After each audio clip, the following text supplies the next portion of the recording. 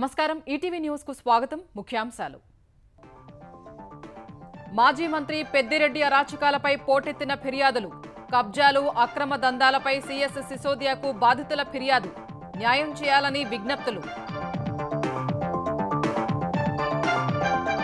పోలవరానికి మొత్తం నిధులు కేంద్రమే ఇవ్వాలి తీర్మానం ఆమోదించిన ఏపీ మంత్రివర్గం నేడు హస్తినకు సీఎం చంద్రబాబు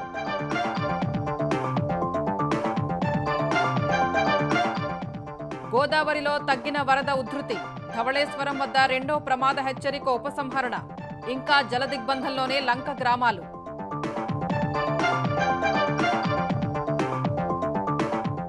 వాస్తవికత ఆధారంగా బడ్జెట్ ప్రవేశపెట్టామన్న రేవంత్ సర్కార్ సాగు సంక్షేమ రంగాలకు ప్రాధాన్యం ప్రజలపై భారం మోపకుండా ఆదాయం పెంచుకుంటామని ధీమా కొనసాగుతున్న బీఆర్ఎస్ నేతల ప్రాజెక్టుల సందర్శన నేడు కన్నేపల్లి పంప్ హౌస్ మేడిగడ్డ బ్యారేజీ పరిశీలించనున్న కేటీఆర్ ప్రభుత్వం తప్పుడు ప్రచారం చేస్తోందని మండిపాటు కార్గిల్ విజయోత్సవానికి నేటితో 25 ఏళ్లు ద్రాస్లో అమరవీరులకు నివాళి అర్పించనున్న ప్రధాని మోదీ వర్చువల్ గా షిన్కున్లా సొరంగం పనులకు శంకుస్థాపన నేటి నుంచి ప్యారిస్ ఒలింపిక్స్ సెన్ నదిపై విశ్వక్రీడా ప్రారంభోత్సవం పాల్గొంటున్న 10,500 మంది క్రీడాకారులు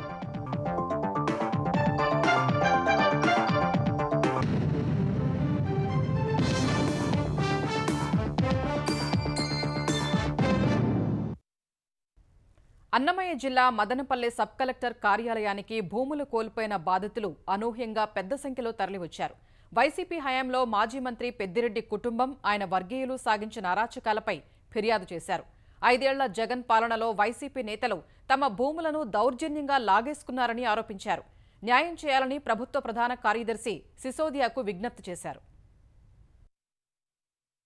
వీరంతా మాజీ మంత్రి పెద్దిరెడ్డి రామచంద్రారెడ్డి కుటుంబ బాధితులు వారి జీవనాధారమైన భూములు స్థలాల్ని కబ్జాకు గురి కావడమే కాకుండా దశాబ్దాలుగా సాగిన అరాచకాలకు ప్రత్యక్ష సాక్షులు మదనపల్లె రెవెన్యూ డివిజన్ కేంద్రంగా పుంగనూరు తంబళ్లపల్లె పీలేరు సహా మిగతా ప్రాంతాల్లో మాజీ మంత్రి పెద్దిరెడ్డి ఆయన అనుచరులు భూదోపిడికి పాల్పడినట్లు ఆరోపణలు ఉన్నాయి వారి అరాచకాల్ని ప్రశ్నిస్తే చంపేస్తామని బెదిరించడంతో బాధితులు ఏళ్ల తరబడి ఎవ్వరికీ చెప్పుకోలేక మదనపడ్డారు మదనపల్లె సబ్ కలెక్టర్ కార్యాలయం దహనం కేసు దర్యాప్తులో భాగంగా భూ బాధితుల నుంచి వినతి పత్రాలు స్వీకరిస్తామని ప్రభుత్వం ప్రకటించడంతో బాధితులు వెల్లువలా తరలివచ్చారు 40 ఏళ్ల నుంచి మా ఆధీనంలో ఉండే భూమి మేమేమైనా ట్రాక్టర్ తీసుకొని దున్నలంటే దున్నలని తక్షణమే వచ్చిస్తారు సార్ వచ్చిస్తారు ఇంకా 2-3 వచ్చేది పట్టుకొని కొట్టేది తిట్టేది వల్గర్ మాటలు వల్గర్ చేష్టలు చేసేది నా భూమిలోకి వచ్చేదానికి ఆయన పర్మిషన్ తీసుకొని రావాలని చెప్పి మాట్లాడతారు సార్ 1 సంవత్సరం నుంచి సర్వే వాళ్ళని పరాదాయపడుతున్నాం సార్ మాకు సర్వే వాళ్ళు సహకరిస్తూ ఉండలేదు నారా చంద్రబాబు గారి ప్రభుత్వంలో జన్మభూమి కార్యక్రమంలో హౌసింగ్ పట్టా 1.5 సెంట్ ఇచ్చారు సార్ నాకు సార్ 2023లో పెద్దిరెడ్డి ద్వారకనాథ్ రెడ్డి ఒకసారి నన్ను పిలిపించి అక్కడి నుంచి నువ్వు జాగా ఖాళీ చేసేసేయాలా అన్నాడు సార్ లేదు సార్ నాకున్నది అది 1.5 సెంట్ అది తప్ప నాకు వేరే సోర్సెస్ లేవు మాకు మొగదిక్కు కూడా లేరు 2 పిల్లలు చేతులకు ఎక్కొచ్చారు అని ప్రాధేయపడినాను సార్ మాకుండే ల్యాండ్స్ కూడా పాస్బుక్ ఇచ్చి మళ్ళీ దొంగ పత్రాలు సృష్టించారు సార్ మేము పోయి రెవెన్యూ ఆఫీసులో అడుగుతా ఉంటే వాళ్ళు పూర్తిగా స్పందించడం లేదు సార్ బస్ స్టాండ్ సార్ మాది ఎంత వాల్యూ చేస్తుందంటే అంత వాల్యూ 4 కోట్ల వాల్యూ చేసే భూమిని కబ్జా చేసేసినారు సార్ రాత్రి మాకు తెలియకుండానే మేము ఊర్లో లేనప్పుడు రోడ్ వేసేసినారు సార్ కమిషనరు మేము అడిగితే మీకు కాంపన్సేషన్ ఇస్తాము అంటారు సార్ కాంపన్సేషన్ ఏం చేసుకోవాలి సార్ జగన్ అన్న ఇండ్లు 2 ఇస్తామంటారు సార్ అది అపార్ట్మెంట్లో దేనికి పనికిరావు సార్ అవి పీలర్ మండలం ఎరుగుండ్లపల్లి గ్రామంలో మా భూమి ఉంది మా భూమిని లాక్కొని ఇక్కడ వెళ్తే కొడుతున్నారు వాళ్ళు ఏమని అంటే ఎంఆర్ఓని విఆర్ఓని అందరినీ మాట్లాడాము వాళ్ళు ఏమని అంటే మీ భూమి లేదు అంటారు కానీ ఆన్లైన్ మట్టుకు మా నాన్న పేరు మీద అన్నీ ఉన్నాయి మదనపల్లె రెవెన్యూ డివిజన్ పరిధిలో భారీ స్థాయిలో భూ ఆక్రమణలు జరిగాయని రెవెన్యూ సిబ్బంది ఓ అంచనాకొచ్చినా వారు ఊహించని స్థాయిలో బాధితులు రావడంతో ఆశ్చర్యపోయారు 11 మండలాల నుంచి 100 మంది బాధితులు సబ్ కలెక్టర్ కార్యాలయానికి వచ్చారు నేరుగా రెవెన్యూ శాఖ ప్రత్యేక ప్రధాన కార్యదర్శి సిసోదియా ఫిర్యాదులు స్వీకరించారు మా భూమి వచ్చి మదనపల్లి మండలంలో వలసపల్లి అనే గ్రామంలో ఉంది మాధవరెడ్డి అనే అతను వచ్చి మా భూమి పక్కన భూమి కొన్నాడు, మేము భూమి లేదని చెప్పి మా సరిహద్దులు మార్చేసినాడు. మేము అడిగిన దానికి మీ వల్ల ఏమైతుందో చేసుకోవండి, చంపేస్తాం, బొగిడితే పూర్తి చేస్తాము ఇటాచితో అని చెప్పినారు. ఒక గ్రూప్ నలుగురు చేరి అట్లా మొత్తం ఎకరాలు కబ్జా చేసి మా కడుపులు కడుతున్నారు. ఎంత చేసినా కూడా తరిమేస్తున్నారు. సర్వే చేపించినా కూడా వెళ్ళిపోమంటున్నాడు. నువ్వు వెళ్ళు, కుదరదు, ఏం చేసుకుంటా చేసుకో. ఇట్లా చేస్తే ఎట్లా సార్? అందరూ అట్లాగే. అన్నమయ్య జిల్లా ములకల్తిరు సార్ మాది. అయితే బీసీ హాస్టల్ ఇది మాది అని చెప్పేసి వైసీపీ గుండాలు ముగ్గురు ఏం మొగతే ఉంటే గోడలన్నీ దొబ్బేసి ఈ మాదిరే బీసీ హాస్టల్, ఇంకోటి విద్యాకేతనం అన్నీ చెప్పినారు. లోకేష్ సార్ వచ్చినట్టు ఇమ్మ అడిగి చెప్పింది, నేను న్యాయం చేస్తాను నీకు అని కూడా చెప్పింది సార్. మాకు రాత్రిపూట వచ్చి బెదిరిస్తున్నారు సార్. 30 ఏళ్ళు అయింది సార్ గవర్నమెంట్ దానికి బాడికి ఇచ్చిన, బాడిగే కూడా తోలుకుంటారు. ఆఫీసులకి చిత్రహింస పెడతా ఉన్నారు సార్. నా భూములు పెరుక్కొని పాస్బుక్లు పెరుక్కున్నాడు. రామచంద్రారెడ్డి హీరోలకే ఈ అమ్మేసినాడు. 9 ఎకరాల 90 సెంట్లు నష్ట పడుస్తానని చెప్పి నేను భయపెట్టిస్తున్నారు. మేమంతా గమ్మునుండిపోయినాము. గెలస్తానని పెరుక్కున్నారు నా భూమిని. ఉడా చైర్మన్ వెంకటరెడ్డి యాదవ్, ఈ కొమ్మిరి వెంకటరమణ, బి రమణ వాళ్ళ తమ్ముళ్ళు వీళ్ళంతా రౌడీలన్నీ కలిసి మా భూముల్లో, మా పాస్బుక్లో ఉండే భూములన్నీ ఆక్రమించి వాళ్ళ పాస్బుక్లు క్లియర్ చేసుకొని నకిలీ పత్రాలు సృష్టించి మమ్మల్ని చాలా ఇబ్బంది పెడతాన్నారు సార్. ప్రజల నుంచి వివరాలు స్వీకరించిన సిసోదియా వాటిని పరిశీలించి వారం నివేదిక ఇవ్వాలని కలెక్టర్ను ఆదేశించారు. ప్రభుత్వ భూములు ఆక్రమణకు గురి కాకుండా ఏం చెయ్యాలనే దానిపై సమగ్ర విచారణ జరిపించి ఓ నిర్ణయానికి వస్తామని సిసోదియా వెల్లడించారు. ఎవరికైనా ల్యాండ్ రిలేటెడ్ ఇష్యూస్ అయితే మీరు వచ్చి దరఖాస్తులు ఇవ్వచ్చు అని అడిగాను. నేను ఎక్స్పెక్ట్ చేసి ఒక 10 మంది 20 మంది వస్తారు అనుకున్నా. ఇలా వస్తారని అనుకోలేదు. ఎక్కువ కేసులు ఇల్లీగల్ ఆక్యుపేషను లేకపోతే దౌర్జన్యం చేయడం ఇలాంటి కేసులు ఎక్కువ వచ్చినాయి. మొత్తానికి ఇంతమంది రావడం అంటే నాకు అనిపిస్తుంది ఏంటంటే కొద్దిగా వ్యవస్థలో ఎక్కడో లోపం ఉన్నట్టు నాకు అనిపిస్తుంది. అది సరిచేయాలని మా ఉద్దేశం. ఆంధ్రప్రదేశ్ జీవనాడి పోలవరం ప్రాజెక్టును 45.72 మీటర్ల ఎత్తు వరకు నిర్మించి ఆ స్థాయిలో నీరు నిల్వ చేసేందుకు అవసరమైన నిధుల్ని కేంద్రమే ఇవ్వాలని మంత్రిమండలి తీర్మానించింది. విభజన చట్టంలో పేర్కొన్నట్లు బహుళార్థ సాధక ప్రాజెక్టుగా నిర్మించేందుకు కావలసిన మొత్తం కేంద్రం అందించాలని పేర్కొంది. మరోవైపు సీఎం చంద్రబాబు నాయుడు ఇవాళ ఢిల్లీ వెళ్లనున్నారు. పోలవరం ప్రాజెక్టు తాజా స్థితిగతులపై చర్చించి కేంద్రానికి అవసరమైన విజ్ఞప్తి చేయడమే ప్రధాన ఎజెండాగా ఆంధ్రప్రదేశ్ మంత్రి మండలి సమావేశమైంది. ప్రధానంగా 4 అంశాలతో ఓ తీర్మానం ఆమోదించారు. పోలవరం ప్రాజెక్టును 45.72 మీటర్ల ఎత్తుకు నిర్మించి ఆ స్థాయిలో నీరు నిలబెట్టేలా డీపీఆర్ ప్రకారం మొత్తం అన్ని ప్రయోజనాలు దక్కేలా చేపట్టే పనులకు పూర్తిగా నిధుల్ని కేంద్రమే ఇవ్వాలని తీర్మానించారు. కొత్త డయాఫ్రమ్ వాల్ నిర్మాణానికి అనుమతులు ఇవ్వాలని కోరారు. వరద తగ్గిపోయిన తర్వాత నవంబరు నెల నుంచి వేగంగా పనులు చేయడానికి డిజైన్లకు అనుమతులు ఇచ్చే విషయంలో కేంద్రం సహకరించాలన్నారు. పోలవరం ప్రాజెక్టు మొత్తం నిర్మాణానికి అవసరమైన అన్ని నిధులు ఇచ్చి ప్రాజెక్టును పూర్తి చేసే బాధ్యత తమదని కేంద్ర బడ్జెట్లో ప్రకటించినందుకు ఏపీ మంత్రివర్గం ధన్యవాదాలు తెలిపింది. తీర్మానం ఆమోదించేందుకు ముందు పోలవరం ప్రాజెక్టు పూర్వాపరాలపై కేబినెట్ సమావేశంలో చర్చ జరిగింది. ప్రాజెక్టు నిర్మాణ స్థితిగతుల్ని కేబినెట్ సభ్యులకు సీఎం చంద్రబాబు వివరించారు. 2019 నాటికి పోలవరం ప్రాజెక్టును 72% మేర పూర్తి చేసినట్లు చెప్పారు. ఆ తర్వాత అధికారంలోకి వచ్చిన జగన్ ప్రభుత్వం కేంద్రం వద్దని చెప్పినా వినకుండా కొత్తగా టెండర్లు పిలిచి కొత్త గుత్తేదారులకు పనులు అప్పగించిందన్నారు. 2019 తర్వాత దాదాపు 13 నెలల పాటు అధికారులు, గుత్తేదారు సహా ఎవరూ బాధ్యత వహించలేదన్నారు. దీంతో పనులు స్తంభించిపోయాయని చెప్పారు. ఫలితంగా ఎగువ కాఫర్ డ్యాం గ్యాప్లను 2020 జూలై నాటికి కూడా పూడ్చలేదన్నారు. ఆ ఏడాది వచ్చిన భారీ వరదలకు ఎగువ కాఫర్ డ్యాం ఖాళీల మీదుగా పెద్ద ఎత్తున వరద ప్రవహించి వడి పెరిగి ప్రధాన డ్యాం ప్రాంతంలో 50 మీటర్ల లోతు వరకు ఇసుక కొట్టుకుపోయి పెద్ద అగాధాలు ఏర్పడ్డాయని చంద్రబాబు చెప్పారు. టీడీపీ ప్రభుత్వంలో నిర్మించిన డయాఫ్రమ్ వాల్ ఆ వరదకు దెబ్బతిన్నట్లు వివరించారు. ఆ తర్వాత నిపుణుల కమిటీలు పరీక్షించి డయాఫ్రమ్ వాల్ పరిస్థితి ఎలా ఉందో తెలుసుకున్నారని, అనేక చర్చల తర్వాత కేంద్ర జలసంఘం కొత్త డయాఫ్రమ్ వాల్ నిర్మాణానికే మొగ్గు చూపిందని తెలిపారు. విదేశీ నిపుణుల బృందం కూడా పోలవరం పనుల్ని పరిశీలించిందని, ఆ నివేదిక అందాల్సి ఉందని చంద్రబాబు చెప్పారు. వైసీపీ హయాంలో జరిగిన ఆర్థిక అవకతవకలపై ముఖ్యమంత్రి చంద్రబాబు నాయుడు శాసనసభలో శ్వేతపత్రం విడుదల చేయనున్నారు. టిడ్కో గృహాల స్థితిగతులపై లఘు చర్చ జరగనుంది. ప్రశ్నోత్తరాల్లో భాగంగా ప్రభుత్వ పనుల్లో విశాఖ ఉక్కు వాడకం, హుద్హుద్ తుపాను బాధితులకు ఇళ్లు, దేవాదాయ భూముల రక్షణ, పెరిగిన నిత్యావసరాల ధరలు, వార్తాపత్రికలకు ప్రకటనలు తదితర ప్రశ్నలకు మంత్రులు సమాధానాలు ఇవ్వనున్నారు. మంత్రి పయ్యావుల కేశవ్ మండలిలో వైసీపీ హయాంలో జరిగిన ఆర్థిక అవకతవకలపై శ్వేతపత్రం విడుదల చేయనున్నారు. ఇవాల్టితో ఏపీ శాసనసభ, శాసనమండలి సమావేశాలు ముగియనున్నాయి. వ్యవసాయానికి పెద్దపీట వేస్తూ గ్యారంటీలు హామీలకు నిధులు సర్దుబాటు చేయటం సహా ప్రాధాన్యాలకు అనుగుణంగా తెలంగాణ సర్కారు బడ్జెట్ను ప్రతిపాదించింది. ఎప్పటిలాగే సొంత పన్నుల రాబడిపైనే ఎక్కువగా ఆధారపడింది. ఇదే సమయంలో పన్నేతర ఆదాయం, కేంద్రం నుంచి గ్రాంట్ల విషయంలో కూడా ప్రభుత్వం ఆశావహంగా కనిపిస్తోంది. ప్రజలపై భారం వేయకుండానే ఆదాయ వనరుల్ని పెంచుకుంటామని అంటోంది. వాస్తవిక దృక్పథం వల్లనే పద్దు 3 లక్షల కోట్ల మార్కును చేరలేదని ప్రభుత్వం చెబుతోంది. వాస్తవిక బడ్జెట్ అంటూనే తెలంగాణ ప్రభుత్వం ఆశావహ బడ్జెట్ను తీసుకొచ్చింది. 2024-25 ఆర్థిక సంవత్సరానికి ఓటాన్ అకౌంట్ సమయంలో పద్దును 2,75,000 కోట్లుగా ప్రతిపాదించి ఇప్పుడు కొంత మొత్తాన్ని పెంచి 2,91,000 కోట్లతో పద్దు సమర్పించింది. 2023-24 బడ్జెట్ అంచనాలను 2,90,000 కోట్ల నుంచి 2,31,000 కోట్లకు సవరించి ఆ మొత్తంపై మరో 60,000 కోట్ల రూపాయలు పెంచి ప్రస్తుత ఆర్థిక సంవత్సరం పద్దును ప్రతిపాదించారు. ఈ ఆర్థిక సంవత్సరంలో రెవెన్యూ రాబడులను 2,21,000 కోట్లకు పైగా అంచనా వేశారు. సొంత పన్నుల ద్వారా వచ్చే ఆదాయాన్ని సవరించిన మొత్తం కంటే 27,000 కోట్లు అదనంగా వస్తాయని అంచనా వేశారు. పన్నేతర ఆదాయంపై ప్రభుత్వం భారీగా ఆశలు పెట్టుకుంది. 2023-24లో పన్నేతర ఆదాయాన్ని 22,000 కోట్లకు పైగా అంచనా వేయగా ఈసారి ఆ మొత్తాన్ని ఏకంగా 35,000 కోట్లకు పైగా పేర్కొన్నారు. కేంద్ర బడ్జెట్లో తెలంగాణకు అన్యాయం జరిగిందని శాసనసభలో తీర్మానం చేసిన మరుసటి రోజే కేంద్రం నుంచి భారీగానే గ్రాంట్లు వస్తాయన్న ఆశాభావంతో పద్దు ప్రకటించారు. వాస్తవానికి కేంద్రం నుంచి గ్రాంట్ల మొత్తం చాలా తక్కువగానే ఉంది. 2023-24లో 41,000 కోట్ల రూపాయల గ్రాంట్లు అంచనా వేయగా అందులో వచ్చిన మొత్తం కేవలం 9,729 కోట్లు మాత్రమే. కానీ 2024-25లో మళ్లీ 35,204 కోట్లు గ్రాంట్ల రూపంలో వస్తాయని బడ్జెట్లో పేర్కొన్నారు. ఆర్థిక క్రమశిక్షణ, వనరులను సమన్వయం చేసుకుంటూ వెళ్తామని చెబుతోన్న ప్రభుత్వం ఆర్థిక లోటు 3% కంటే తక్కువగా ఉండేలా చూస్తున్నట్లు చెబుతోంది. పన్ను వసూళ్లు ఆర్థిక సంవత్సరం మొదట్లో ఎక్కువగా ఉండవని, అందుకే ఇప్పటి వరకు అంతగా వృద్ధి లేదని క్రమక్రమంగా పుంజుకుంటుందన్న విశ్వాసంతో కనిపిస్తోంది. గత ఆర్థిక సంవత్సరం దేశం మొత్తం వృద్ధి రేటు తక్కువగా నమోదైందని, ఈ ఏడాది ఖచ్చితంగా వృద్ధి ఉంటుందని ఆశాభావంతో ఉంది. గత ఆర్థిక సంవత్సరంలో వ్యయం 2,30,000 కోట్ల వరకు చేరుకుందని, ఈ మారు కూడా పరిస్థితి ఆశాజనకంగా ఉంటుందని ప్రభుత్వం చెబుతోంది. ఎన్నికలు పూర్తి కావడంతో పాటు సుస్థిర ప్రభుత్వం విధానాలతో ఆదాయం పెంపు సాధ్యమని అంటోంది.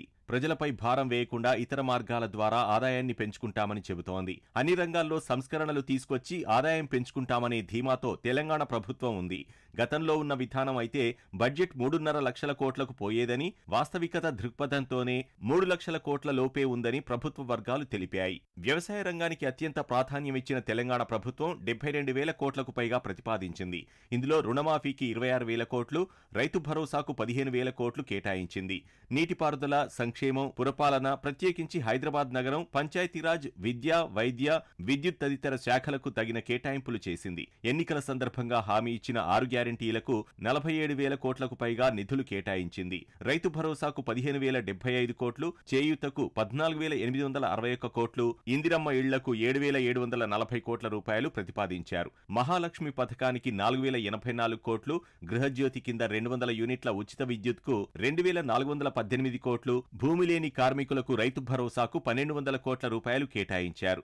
రాజీవ్ ఆరోగ్యశ్రీకి 1,065 కోట్లు, మహాలక్ష్మి కింద గ్యాస్ రాయితీకి 723 కోట్లు ప్రతిపాదించారు. ఇంటిగ్రేటెడ్ రెసిడెన్షియల్ పాఠశాలలకు 2,000 కోట్లు, డ్వాక్రా మహిళలకు వడ్డీ లేని రుణాల కోసం 1,302 కోట్లు, పర్యాటక ప్రాజెక్టులకు 513 కోట్లు ప్రతిపాదించారు. విశ్వవిద్యాలయాల్లో మౌలిక సదుపాయాల కోసం 500 కోట్లు, అంతర్జాతీయ పాఠశాలల ఏర్పాటు కోసం 500 కోట్లు, అధునాతన సాంకేతిక కేంద్రాలుగా ఐటీఐల ఉన్నతి కోసం 300 కోట్లు కేటాయించారు. నిజాం షుగర్స్ పునరుద్ధరణకు 139 కోట్లు, నైపుణ్య విశ్వవిద్యాలయానికి 100 కోట్లు, స్వయం సహాయక సంఘాల ప్రమాద బీమా కోసం 96 కోట్లు ప్రతిపాదించారు. తెలంగాణ మహిళా శక్తి పథకానికి 80 కోట్లు కేటాయించారు. సంక్షేమ పథకాలకు గత 5 ఏళ్ల ఖర్చు కంటే ఎక్కువ కేటాయించినట్లు ప్రభుత్వ వర్గాలు తెలిపాయి. నీటిపారుదల శాఖకు పనుల కోసం నిధులు పెరిగాయని, అయితే రుణాల చెల్లింపుల దగ్గర కొంత మొత్తాన్ని తగ్గించినట్లు ప్రభుత్వం పేర్కొంది. ఎక్కువగా ఉన్న వడ్డీ రేట్లను బ్యాంకులతో మాట్లాడి కొంతమేర తగ్గించామని, ఇంకా తగ్గించేందుకు ప్రయత్నిస్తామని అంటోంది.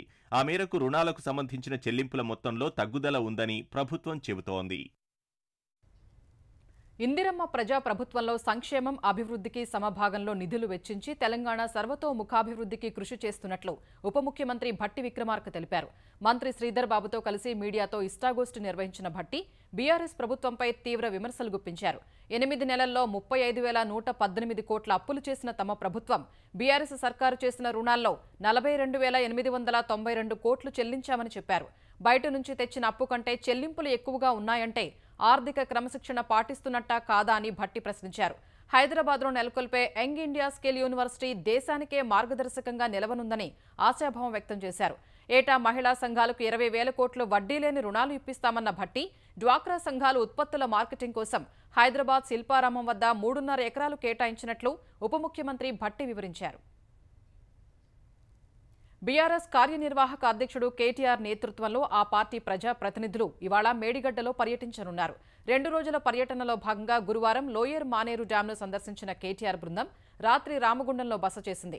ఈ ఉదయం జయశంకర్ భూపాలపల్లి జిల్లా కాళేశ్వరానికి వెళ్లి కన్నెపల్లి పంప్ హౌస్ ను పరిశీలించనుంది. అనంతరం బీఆర్ఎస్ ప్రజా ప్రతినిధులు మేడిగడ్డ బ్యారేజీని సందర్శించనున్నారు. వారం రోజులుగా వర్షాలు కురుస్తూ ఉండడంతో గోదావరి నది ఉధృతంగా ప్రవహిస్తోంది. మేడిగడ్డ బ్యారేజీలో 10 లక్షల క్యూసెక్కులకు పైగా నీరు చేరినా బ్యారేజీ బలంగా ఉందని కేటీఆర్ అన్నారు.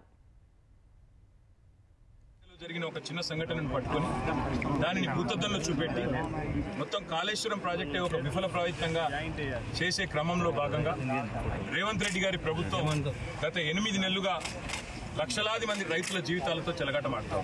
పోయిన సంవత్సరం ఎక్కడైతే ఈరోజు మేము నిల్చొని ఉన్నామో లోవర్ మానేర్ డ్యాంలో 12 పైచిలుకు టీఎంసీలు ఆనాడు లోవర్ మానేర్ డ్యాంలో ఉండేది. పంపింగ్ అనేది టైం చేయడం వల్ల ఎల్ఎండి 24 టీఎంసీలు కూడా ఆనాడు మేము నింపి రైతుల గుండెల్లో ఒక భరోసా నింపగలిగినాం. 1999లో పాకిస్తాన్తో జరిగిన కార్గిల్ యుద్ధంలో విజయం సాధించి 25 ఏళ్లు పూర్తయిన సందర్భంగా ఇవాళ దేశవ్యాప్తంగా వేడుకలు జరగనున్నాయి. ప్రధాని నరేంద్ర మోదీ ఈ ఉదయం 9:20 జమ్మూ కశ్మీర్లోని కార్గిల్ యుద్ధ స్మారకాన్ని సందర్శించి దేశ రక్షణ కోసం ప్రాణాలర్పించిన అమర సైనికులకు ఘన నివాళి అర్పించనున్నారు. ఈ రోజు ప్రతి భారతీయునికి ఎంతో ప్రత్యేకమైనదని ప్రధాని మోదీ ఎక్స్లో పేర్కొన్నారు. లేహ్కు కనెక్టివిటీ పెంచే ఎంతో ముఖ్యమైన ప్రాజెక్టు షిన్కున్లా సొరంగం పనులను ప్రధాని మోదీ వర్చువల్గా ప్రారంభించనున్నారు. ఈ ప్రాజెక్టులో భాగంగా నిము పాడుం దర్చా రహదారిపై 15,800 అడుగుల ఎత్తులో 4.1 కిలోమీటర్ల మేర ట్విన్ ట్యూబ్ సొరంగాన్ని నిర్మించనున్నారు. ఈ ప్రాజెక్టు నిర్మాణం ద్వారా ప్రతికూల పరిస్థితుల్లోనూ లేహ్కు చేరుకోవచ్చు. ఇది పూర్తయితే ప్రపంచంలోని అత్యంత ఎత్తులో ఉన్న సొరంగంగా రికార్డులకెక్కనుంది. జమ్మూ కాశ్మీర్లో ఉగ్ర కదలికలు పెరిగిన నేపథ్యంలో భద్రతా దళాలు సాంబా సెక్టార్లోని అంతర్జాతీయ సరిహద్దు వెంట జల్లెడ పడుతున్నాయి. భూగర్భ సరిహద్దు సొరంగాల్ని గుర్తించడానికి ప్రత్యేక ఆపరేషన్ నిర్వహిస్తున్నాయి. దట్టమైన పొదలు, అటవీ ప్రాంతాలపై దృష్టి సారిస్తూ పోలీసులు, సైనిక బలగాలు సరిహద్దు ప్రాంతాల్ని నిశితంగా పరిశీలిస్తున్నాయి. ఎక్కడైనా సరిహద్దులు దాటే సొరంగాలు ఉన్నాయా అని డ్రోన్లతో గాలిస్తున్నారు. అంతర్జాతీయ సరిహద్దు నుంచి పాక్ ప్రేరేపిత ఉగ్రవాదులు జమ్మూ కశ్మీర్లోకి అక్రమంగా చొరబడ్డారని, కొన్ని రోజులుగా జరుగుతున్న దాడులకు వారే కారణమని నిఘా వర్గాలు గుర్తించాయి. 50 నుంచి 60 మంది ఉగ్రవాదులు అంతర్జాతీయ సరిహద్దు వెంట ఉన్న నియంత్రణ రేఖ మీదుగా జమ్మూలోకి ప్రవేశించారని అనుమానిస్తున్నారు. 6 వారాల నుంచి కథువా, దోడా, రాజౌరి, పూంచ్, రియాసీ జిల్లాల్లో భద్రతా దళాలు, పౌరులే లక్ష్యంగా ముష్కరులు దాడులకు తెగబడుతున్నారు. గోదావరి నదిలో వరద తగ్గుముఖంతో ధవళేశ్వరం వద్ద 2వ ప్రమాద హెచ్చరికను ఉపసంహరించారు. వరద ప్రవాహం తగ్గిన ఉమ్మడి ఉభయ గోదావరి జిల్లాల్లోని లంకలు ఇంకా జలదిగ్బంధంలోనే ఉన్నాయి. కోనసీమ జిల్లాలోని 12 మండలాల పరిధిలో 37 గ్రామాలపై వరద ప్రభావం తీవ్రంగా ఉంది. పి గన్నవరం, మామిడి కుదురు, ఐనవిల్లి, ముమ్మిడివరం, కాట్రేనికోన, రాజోలు, సకినేటిపల్లి మండలాల్లోని లంకల్లో ఇళ్ల చుట్టూ నీరు చేరింది. 4,000 ఎకరాల్లో ఉద్యాన పంటలు దెబ్బతిన్నట్లు అధికారులు గుర్తించారు. సకినేటిపల్లి మండలం లాకుపేట, రామరాజు లంకలోని ఓఎన్జీసీ కాలనీ, కొత్త లంకలో ఇళ్ల ముందు సుమారు 5 అడుగుల మేర నీరు చేరడంతో ప్రజలు బయటకు రాలేకపోతున్నారు. జాయింట్ కలెక్టర్ నిశాంతి వరద తాకిడి ప్రాంతాల్లో పర్యటించారు. రాజమహేంద్రవరం సమీపంలోని లంకల్లో ఉన్న సుమారు 300 మందిని నగరానికి తరలించి పునరావాసం కల్పించారు. అల్లూరి జిల్లాలోని విలీన మండలాలైన వరరామచంద్రాపురం, కూనవరం, చింతూరు, ఎటపాక ప్రజల్లో మళ్లీ గుబులు మొదలైంది. లోతట్టు ప్రాంతాలైన కల్తునూరు, చింతరేవుపల్లి, ప్రత్తిపాక, తుష్టివారిగూడెం, ఏవిగూడెం, శ్రీరామగిరి, వడ్డిగూడెం, తుమ్మిలేరు, పోచివరం పంచాయతీలోని గ్రామాలు సోమవారం నుంచి వరద నీటిలోనే ఉన్నాయి. గిరిజనులు పడవలపై రాకపోకలు సాగిస్తున్నారు. కోనవరం ఉదయభాస్కర్ కాలనీ, మసీదు సందు, శబరి కొత్తగూడెంలోని చాలా ఆవాసాలు ముంపులోనే ఉన్నాయి. చింతూరు మండలంలో 50 గ్రామాలను వరద చుట్టుముట్టింది. ఎగువ నుంచి శ్రీశైలం జలాశయానికి పెద్ద ఎత్తున వరద వచ్చి చేరుతోంది. జూరాల జలాశయం నుంచి 2.52 లక్షల క్యూసెక్కులు, సుంకేసుల నుంచి 2,095 క్యూసెక్కుల వరద వస్తోంది. ఎడమగట్టు జల విద్యుత్ కేంద్రంలో విద్యుత్ ఉత్పత్తి చేసి 31,784 క్యూసెక్కులు దిగువకు వదులుతున్నారు. గురువారం సాయంత్రం 6 గంటల వరకు శ్రీశైలం జలాశయంలో నీటి మట్టం 855.20 అడుగులు, నీటి నిల్వ 92.4860 టీఎంసీలకు చేరినట్లు ప్రాజెక్టు అధికారులు తెలిపారు. ఆంధ్రప్రదేశ్ అభివృద్ధి సంక్షేమానికి కూటమి ప్రభుత్వం కట్టుబడి ఉందని సీఎం చంద్రబాబు సతీమణి భువనేశ్వరి పునరుద్ఘాటించారు. కష్టకాలంలో చంద్రబాబు వెన్నంటే నిలిచిన కార్యకర్తల రుణం తీర్చుకుంటామన్నారు. చిత్తూరు జిల్లా కుప్పం నియోజకవర్గంలో పర్యటించిన భువనేశ్వరి శాంతిపురం, రామకుప్పం మండలాల మహిళలతో ముఖాముఖి నిర్వహించారు. వైసీపీ 5 ఏళ్ల పాలనలో ఖజానా ఖాళీ అయిందని, ఆ పరిస్థితుల్ని సరిదిద్దేందుకు చంద్రబాబు కృషి చేస్తున్నారని భువనేశ్వరి తెలిపారు.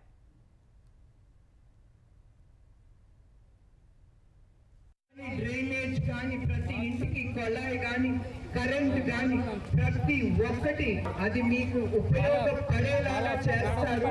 పోయిన ప్రభుత్వం లాగా వాళ్ళ ఇష్టం వచ్చినట్టుగా రేట్లు పెంచేయటం, మీ నెత్తి మీద చేయబెట్టడం మాత్రం చంద్రబాబు నాయుడు గారికి అలవాటు లేదు. అది చేయరు. ప్రజలకి ఏది వీలుగా ఉంటుందో అదే ఆయన తీసుకొస్తారు. పొగాకును అదనపు పంట సాగు చేసినందుకు విధించిన జరిమానా మాఫీ చేసినందుకు కేంద్ర వాణిజ్య శాఖ మంత్రి పీయూష్ గోయల్కు బీజేపీ ఆంధ్రప్రదేశ్ శాఖ అధ్యక్షురాలు పురంధేశ్వరి ధన్యవాదాలు తెలిపారు. పొగాకు రైతుల డిమాండ్లపై సానుకూలంగా స్పందించడం సంతోషంగా ఉందన్నారు. ఇటీవల పొగాకు రైతుల ఇబ్బందులపై కేంద్ర మంత్రిని కలిసి వినతిపత్రం అందజేశారు. గతంలో రైతులకు ఇచ్చిన హామీని గుర్తు చేయగా వెంటనే స్పందించే చర్యలు తీసుకున్నట్లు చెప్పారు. రైతులకు మద్దతుగా నిలిచినందుకు పొగాకు బోర్డుకు కూడా పురంధేశ్వరి ధన్యవాదాలు తెలిపారు. బీజింగ్తో గత ఒప్పందాలు సుస్థిరం చేసుకోవడానికి ద్వైపాక్షిక సంబంధాల పునరుద్ధరణకు వాస్తవాధీన రేఖను పూర్తిగా గౌరవించాల్సిన అవసరం ఉందని విదేశాంగ మంత్రి జయశంకర్ అన్నారు. ఆసియాన్ విదేశాంగ మంత్రుల సమావేశాల్లో భాగంగా లావోస్ రాజధాని వియాంటియాన్లో చైనా విదేశాంగ మంత్రి వాంగ్ యూతో ఆయన భేటీ అయ్యారు. ఇరు దేశాల విదేశాంగ మంత్రులు నెల రోజుల వ్యవధిలో రెండోసారి సమావేశమయ్యారు. 2020లో ఇరు దేశాల మధ్య నెలకొన్న సైనిక ప్రతిష్టంభన నేపథ్యంలో పూర్తి స్థాయిలో బలగాల ఉపసంహరణపై ఏకాభిప్రాయం కుదిరినట్టు జయశంకర్ చెప్పారు. ద్వైపాక్షిక సంబంధాలపై చర్చలు జరిపినట్లు తెలిపారు. సరిహద్దుల్లో నెలకొన్న పరిస్థితులు తప్పనిసరిగా ఇరు దేశాల సంబంధాలపై ప్రభావం ఉంటుందని జయశంకర్ ఎక్స్లో పేర్కొన్నారు. సరిహద్దుల్లో శాంతియుత పరిస్థితులు లేకుండా ఇరు దేశాల మధ్య సంబంధాలు సాధారణ స్థితికి రావని భారత్ స్పష్టం చేసింది. ప్రతిష్టాత్మక విశ్వక్రీడా సంరంభానికి ఘడియలు సమీపించాయి. పారిస్లోని సెన్ నది వేదికగా 33వ ఒలింపిక్స్ ప్రారంభోత్సవం జరగనుంది. 205 దేశాల నుంచి 10,500 మంది అథ్లెట్లు పాల్గొంటున్నారు. పతకాల సాధనలో పైచేయి సాధించాలని అమెరికా, చైనా భావిస్తుండగా అత్యుత్తమ ప్రదర్శనతో సత్తా చాటేందుకు భారత్ సిద్ధమైంది. విశ్వక్రీడా పండుగకు వేళైంది. గతంలో ఎన్నడూ లేని విధంగా మెరుగైన భవిష్యత్తుకు బాటలు వేసేలా ప్యారిస్ ఒలింపిక్స్ ఇవాళ ఆరంభం కానున్నాయి. ఒలింపిక్స్ చరిత్రలో తొలిసారి ప్యారిస్ నగరానికి ప్రత్యేక ఆకర్షణగా నిలిచే సెన్ నది వేదికగా ప్రారంభ వేడుకలు జరగనున్నాయి. 6 కిలోమీటర్ల పొడవున పడవుల్లో 205 దేశాల అథ్లెట్లు కవాతు చేయనున్నారు. ఒలింపిక్స్ కు పుట్టినిల్లైన గ్రీస్ కవాతులో మొదట నిలవనుండగా భారత్ 84వ స్థానంలో ఉండనుంది. కవాతులో చివరగా ఆతిథ్య దేశం ఫ్రాన్స్ పాల్గొనుంది. ఈ వేడుకలకు 3,20,000 మంది ప్రేక్షకులు హాజరయ్యే అవకాశం ఉంది. ప్యారిస్ చుట్టూ 150 కిలోమీటర్ల మేర నో ఫ్లై జోన్ గా ప్రకటించారు. ఫైటర్స్ జెట్స్, నిఘా విమానాలు, డ్రోన్లు, హెలికాప్టర్లతో పహారా ఏర్పాటు చేశారు. కరోనా కారణంగా 2021లో జరిగిన టోక్యో ఒలింపిక్స్ పెద్దగా సందడి లేకుండా ముగిశాయి. ఇప్పుడు పునర్వైభవం తీసుకొచ్చేలా, భవిష్యత్తుపై అంచనాలు పెంచేలా విశ్వక్రీడల్ని ఘనంగా నిర్వహించేందుకు ప్యారిస్ సిద్ధమైంది. ఐఫిల్ టవర్ వంటి చారిత్రక కట్టడాల నడుమ ఫ్రెంచ్ వారసత్వాన్ని ప్రపంచానికి పరిచయం చేసేందుకు ఫ్రాన్స్ ఈ క్రీడల్ని వేదికగా మలుచుకోనుంది. యుద్ధాలు, ఉగ్రదాడి ముప్పు వంటి సవాళ్ల మధ్య అథ్లెట్లకు, క్రీడా ప్రేమికులకు అద్భుతమైన అనుభూతి పంచేందుకు ప్యారిస్ సిద్ధమైంది. పురుష, మహిళా అథ్లెట్ల మధ్య సమానత్వానికి, లింగ వివక్షపై వ్యతిరేకతకు ఈ ఒలింపిక్స్ ప్రాధాన్యమిస్తున్నాయి. ఆరంభ వేడుకలకు వానముప్పు పొంచి ఉంది. ప్రపంచ క్రీడల్లో అమెరికా, చైనా ఆధిపత్యం కోసం ప్రయత్నించనుండగా అత్యుత్తమ ప్రదర్శన ద్వారా సత్తా చాటేందుకు భారత్ సిద్ధమైంది. 2 అంకెల పతకాలే లక్ష్యంగా 117 మంది భారత అథ్లెట్లు ప్యారిస్ ఒలింపిక్స్ లో పాల్గొంటున్నారు. టోక్యోలో పసిడి పతకంతో చరిత్ర సృష్టించిన జావెలిన్ థ్రోయర్ నీరజ్ చోప్రా, తొలిసారి ఒలింపిక్స్ లో అడుగు పెడుతున్న తెలంగాణ బాక్సర్ నిఖత్ జరీన్ పై భారీ అంచనాలు ఉన్నాయి. బాక్సింగ్ లో లవ్లీనా, అమిత్ పంగాల్ లాంటి మేటి అథ్లెట్లు పోటీలో ఉన్నారు. టోక్యోలో రజతం సాధించిన వెయిట్ లిఫ్టర్ మీరాబాయి సైతం మరోసారి పతకం సాధించేలా కనిపిస్తోంది. బ్యాడ్మింటన్ లో పీవీ సింధు హ్యాట్రిక్ పై కన్నేసింది. చిరాగ్, సాత్విక్ జోడి కూడా ఒలింపిక్స్ పతకం ఖాయమన్న ధీమాతో ఉన్నాయి. రెజ్లింగ్ లో సీనియర్ వినేష్ ఫోగాటే కాకుండా జూనియర్ అంతింపై కూడా ఆశలు నెలకొన్నాయి. ఈసారి రికార్డు స్థాయిలో పాల్గొంటున్న షూటర్లతో పాటు ఆర్చరీలో పతకాలు సాధించారని భారత అభిమానులు ఆశలు పెట్టుకున్నారు. మరోవైపు విశ్వక్రీడా ప్రారంభోత్సవానికి ముందే భారత క్రీడాకారులు శుభారంభం చేశారు. ఆర్చరీలో భారత జట్లు నేరుగా క్వార్టర్ ఫైనల్స్ కు దూసుకెళ్లాయి. క్వాలిఫికేషన్స్ లో 3వ స్థానంలో పురుషులు, 4వ స్థానంలో అమ్మాయిలు ముందంజ వేశారు. తొలిసారి ఒలింపిక్స్ ఆడుతున్న తెలుగబ్బాయి బొమ్మదేవర ధీరజ్, అంకిత్ భకత్ ర్యాంకింగ్ రౌండ్లో అదరగొట్టి భారత్ టాప్ 4లో నిలవడంతో కీలక పాత్ర పోషించారు. భారత జట్లు ఒలింపిక్ పతకాలకు కేవలం 2 విజయాల దూరంలో ఉన్నాయి. గురువారం పురుషుల వ్యక్తిగత ర్యాంకింగ్ రౌండ్లో ప్రపంచ కప్ కాంస్య విజేత ధీరజ్ అదిరే ప్రదర్శన చేశాడు. అంచనాల్ని అందుకుంటూ 681 పాయింట్లతో 4వ స్థానం సాధించాడు. మహిళల వ్యక్తిగత రికర్వ్ ఆర్చరీ క్వాలిఫికేషన్స్ లో అంకిత భకత్ భారత్ తరపున అత్యుత్తమంగా 11వ స్థానం సాధించింది. ర్యాంకింగ్ రౌండ్లో ఆమె 666 పాయింట్లు సాధించింది. 559 పాయింట్లతో భజన్ కౌర్ 22వ స్థానంలో, 658 పాయింట్లతో దీపిక 23వ స్థానంలో నిలిచారు. వీళ్ల ప్రదర్శనతో భారత టీం విభాగంలో మొత్తంగా 1983 పాయింట్లు సాధించింది.